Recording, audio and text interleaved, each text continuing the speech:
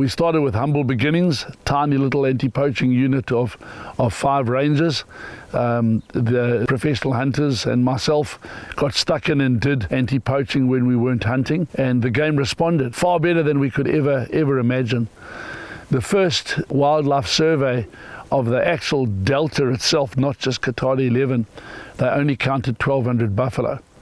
Within Coutada 11, we knew of only 5 zebra, 44 sable, handful of reedbuck, warthogs, waterbuck, a couple of eland. So it was pretty dismal back then. The game responded quickly. The little forest antelopes that were probably not worth a bullet during the war were still in pretty good numbers. So slowly the game came back. It's been a long journey, 29 years, and today the complex has 25,000 buffalo. Within 11, we have one of the highest populations of sable in Africa per square mile. We're sitting at around 3,000 sable. Our Selous zebra are around 1,000. Everything is virtually at capacity within the delta now. It's just phenomenal. If you're on the edge of the floodplain, you'll just see thousands and thousands of animals. So wildlife has been very kind to us. How do we get there? Well, I think the most important first step that we took was getting a professional anti-poaching unit, which as our revenue allowed, it grew. To deal with the poacher here in Zambeze Delta is not that easy, because some of the poachers, they're going to poach for food because they are hungry.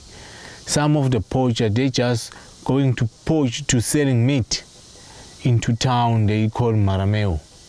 It is 58 kilometers from where we are.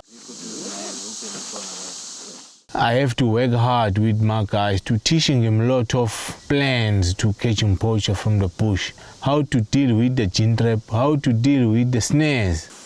All of this gin trap that you see here with the hand maker, the people they are living into the village, they don't have the welding machine. They weld the gin trap. They just get the spring, put it into the fire, they hit it with a hammer. They use the chisel to chip it to make the holes, so that it's going to be easy to join the spring each other to come to be a gin trap.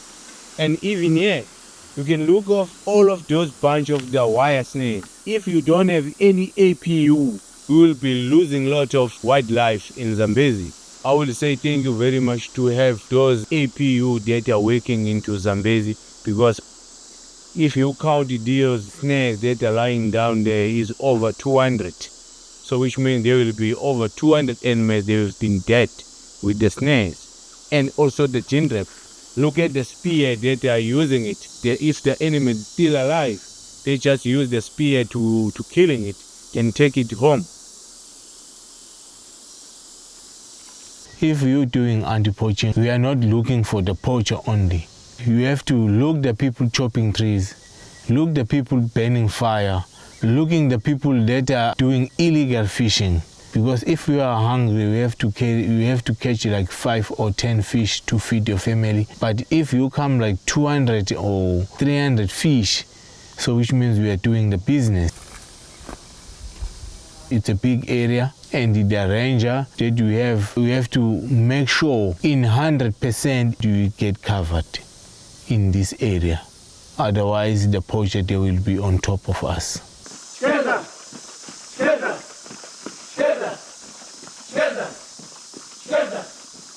Today we run a unit of 25 rangers, all professionally trained. They have great leadership, well equipped. They're all on motorcycles and deployed on the ground by vehicle. We will put ambushes up on trails that the poachers use, as well as the main roads. And working closely with the poachers are what we call transporters. In the early days it was done on foot, then they went up to bicycles, and nowadays it's mainly these little cheap Chinese motorcycles. They come in, they bring supplies in for the poachers, and they leave with meat. They obviously don't have access to the greater concession area, but in and around the villages they certainly can. So we have units that on an ad hoc basis set up ambushes, a lot of it over full moon when there's a lot more movement. Stop the guys and search them and see what they've got. It's been a very successful method of curbing the meat trade. We have people on the ground 365 days of the year. It's secured our boundaries. Along with that, we've had to train rangers to prepare cases for the courts. We've had to really make sure we've got great relationships with the judicial system and their hierarchy, the police, the local government officials, and everyone's bought into our conservation side of things.